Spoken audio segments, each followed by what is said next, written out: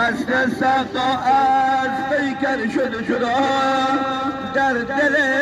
میدان مانده بر روی مرکبش کنون ما تو سرگرد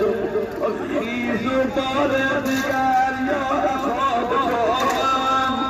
تو علم داری من غریب و تنها بودی کسم کن مرا یاری کن مرا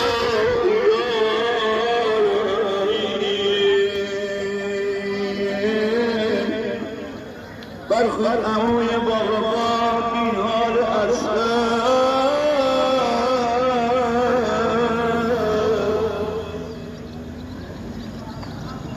گشتی بزن در خیله بر گلهای بربر عمو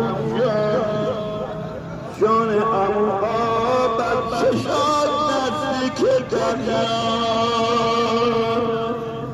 شاید ز خاطر بردهی دیگر تو ما را شما را به پس هوا بفرست.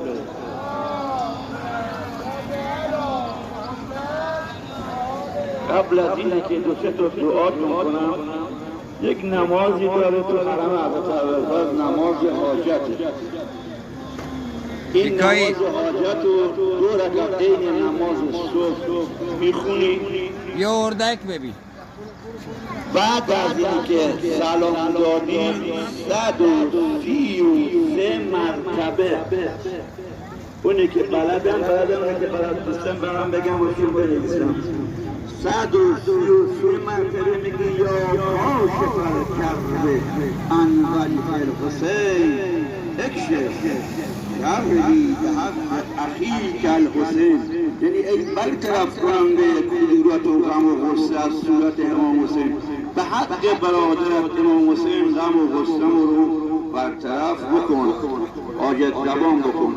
133 بار اسم حضرت ابوالفضل و اسم حضرت مهدی موعود حجت ابن الحسن، این از نظر امجد حروف ابجد هر دوتا یکیه، اسم ابوالفضل و اسم آقا حجت ابن حسن. نماز حاجت 2 رکعت تو حرم حضرت ابوالفضل،